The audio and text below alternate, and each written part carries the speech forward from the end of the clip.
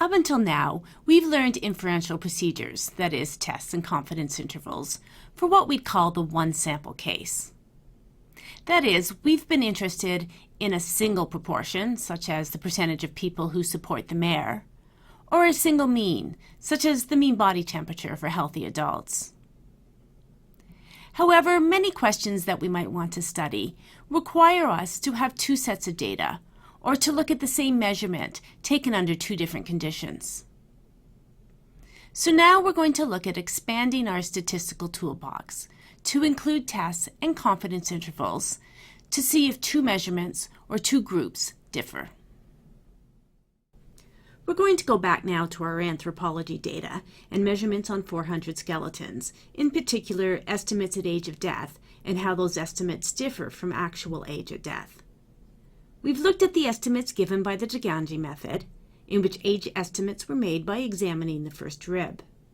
Previously, we learned that the DeGangi method tends to underestimate the age of death, with the errors in age estimation negative for more than 75% of the observations.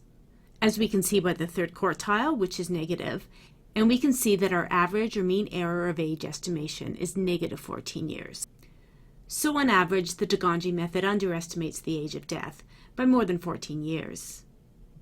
When we first introduced this data set, we also discussed the Suchy-Brooks method.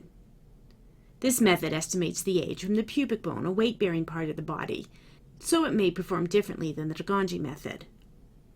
Looking at some summary statistics in the box plot for the error in age estimation from the Suchy-Brooks method, we can also see that it tends to underestimate, with a third quartile of 0, so 75% of our observations are 0 or less, and an average estimated error in age estimation of more than 7 years. So both methods underestimate the actual age. But maybe the Suchy-Brooks method performs a little better. If we look at the box plots for the two methods side by side, we can see that the values for the Suchy-Brooks method seem a little closer to 0, which is what we'd get if the actual and estimated age were the same. But there's a lot of overlap in these box plots. So you may wonder, is the difference between the two methods significant? Before answering that question, there is something fundamentally wrong with the representation in these box plots. The estimates by each method were taken on the same skeletons. But we don't know this from the plot, in which we can't tell how the measurements on each skeleton coincide.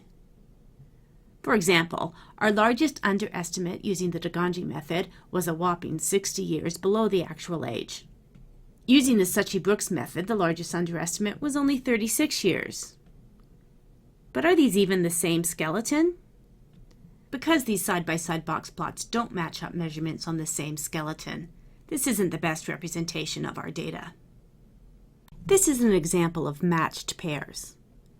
Matched pairs is useful when we want to compare two conditions or treatments or methods, and we are able to compare them on the same observational or experimental unit, or on two very similar matched units. This could be the same subject or skeleton, or perhaps something like twins or siblings. Some examples of matched pairs include, of course, comparing two methods on the same skeleton. Another common example is pre- and post-test scores. For example, I could test you on your statistical knowledge before the course, and then at the end to test the effectiveness of the course. Sometimes we can design a study to compare matched measurements taken at the same time or place. For example, if we wanted to compare sales in two branches of a store, we could measure sales in each branch on the same weeks, so then the sales are matched by week. Or in an experiment with two treatments, we could first give each experimental unit one treatment and then the other treatment for comparison. Such an experiment is called a crossover study. In a crossover study, we don't randomize treatments to experimental units, since each unit gets each treatment, but we do randomly determine the order each unit gets the treatments, in case the effect of one treatment might be affected by the treatment that precedes it. Matched pairs is a form of control. We are controlling for all the variables that naturally vary among independent subjects or experimental units or observational units by making our comparisons within these subjects or units. As a result, there is less variability or greater precision, and thus more power in our tests and narrower confidence intervals, in our estimate of the difference between the treatments or conditions being compared. Up to now, our inferential methods have assumed that all our observations are independent. Match pairs aren't. If they were, we wouldn't get the greater precision that we're looking for in our comparisons. So we have to take that into account in our analyses. So, how are we going to carry out the analysis to compare the de Gangi and Suchy-Brooks methods? The general approach is to treat each pair as one observation, and then they'd all be independent, since each skeleton is independent. For each skeleton, we calculate the difference in the error in age estimation between the Suchy-Brooks and the de Gangi methods, and then we carry out the analysis on these differences. That's one measurement per skeleton, and we already know methods for one measurement. And in particular, comparing the means of these two methods will become looking at the mean of the differences. Before we proceed, there's one small item I need to point out about these data. For two of the observations, the Suchy-Brooks estimate is missing. Different statistical packages use different symbols for missing data. In R, the symbol is NA. I originally chose the sample of 400 skeletons that we've been working with in order to have a de Gangi estimate for each, so the skeletons all had their first rib intact. But that doesn't mean that all other bones were intact, and indeed 2 of our 400 skeletons had damaged or missing pubic bones, so a Suchy-Brooks estimate wasn't possible. But we don't expect that a missing bone is related to age at death or its estimate, or sex or BMI if we analyze that. So we don't expect that leaving out missing observations will bias the results. So we'll continue with the 398 skeletons, for which we have both estimates for both methods so that we can compare them. Let's take a quick look at these 398 differences. From the plots, we can see that their distribution is fairly symmetric, and it's centered above 0. Indeed, the average difference is 6.854. So the difference in the error in the two methods is, on average, almost 7 years. Since both methods tend to underestimate age at death, so their errors are negative, and in this case we're subtracting the de Gangi errors from the Suchy-Brooks errors, a positive mean is an indication of higher error estimates in the Suchy-Brooks method, which means that they're closer to 0 on average. So it seems we have an indication that the Suchy-Brooks method is more accurate. One more statistic to note from these differences, the standard deviation of them is about 11 years. Let's call the difference between the error in age estimation between the Suchy-Brooks and de Gangi methods D. To test whether the mean error in age estimation differs between these two methods, we'll specify our null hypothesis that there is no difference, or that mu d, the mean of the differences, is 0. And we'll test that against the two-sided alternative of some difference between the mean of the methods, so the mean of the difference is not 0. The statistics we'll need from our data are the average of the differences, which is 6.854, and the standard deviation calculated from the 398 differences, which is just over 11. As we've already seen for a one-sample test of the mean, our test statistic is the sample average, standardized by centering around our null hypothesis value, in this case 0, and dividing by the standard deviation of the mean, which is the standard deviation divided by the square root of n, and this gives us approximately 12.37 for our test statistic. If the null hypothesis is true, this test statistic should be a value from a t-distribution with 397 degrees of freedom. With such a high degree of freedom, this will be quite close to a standard normal distribution. And in a standard normal distribution, we know that 99.7% of the data values are within 3 standard deviations of the mean, or within -3 and +3. So a value greater than 12.37, or more extreme in the other direction, less than -12.37, is very unlikely. And indeed, the p-value in this case has 29 zeros after the decimal place before it gets to a significant digit. So it's very, very small. With such an extremely small p-value, we can conclude that we have extremely strong evidence that the null hypothesis is not true.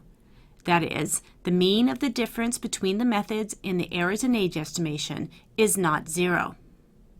So the Suchy-Brooks method and the Degongey method don't give the same mean error in age estimation.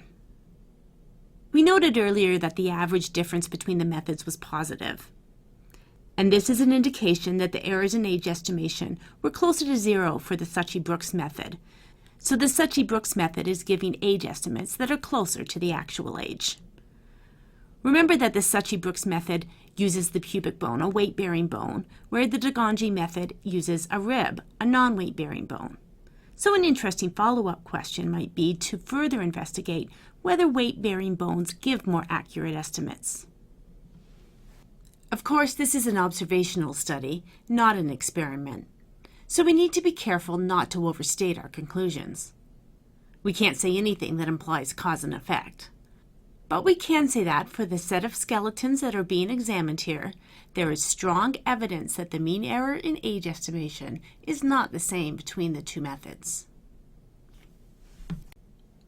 As an estimate of the difference in the error in age estimation between the Suchy-Brooks and the Degongey methods, we have the sample mean of the differences, which was almost 7 years.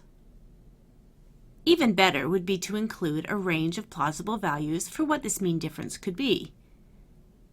And for this, we know how to construct a confidence interval. Suppose we want to be 95% confident that we capture the true mean difference in our interval. Since we have differences for 398 skeletons, we'll need the values from a t-distribution with 397 degrees of freedom so that the area between them is 0.95 or 95%. These critical values that we need are negative and positive 1.966. And our 95% confidence interval for the mean of the difference is then our sample mean, 6.854, plus or minus this critical value from the t-distribution, 1.966, times the standard deviation of the mean, which is the standard deviation divided by the square root of the sample size. That gives us a 95% confidence interval from about 5.76 to 7.94. So we estimate that the true mean difference in the error in age estimation between the Suchy-Brooks and Degongey methods is possibly as low as 5.76 or a little under 6 years, and as high as almost 8 years. From our statistical test, we had very strong evidence that the mean of the differences was not 0. And correspondingly, we don't see 0 within this confidence interval. For all of the inferential procedures that we've learned, we need independent data. That is, we need all of the observations to be independent of each other. In matched pairs designs, this isn't the case. Certainly, if we have two measurements on, say, the same skeleton, we expect that those two measurements will be related to each other. However, we can combine them into a single measurement, typically by taking a difference, as we did in this video. And then we have one set of independent observations, as long as the skeletons are independent, which we can analyze using the one-sample procedures that we've already learned.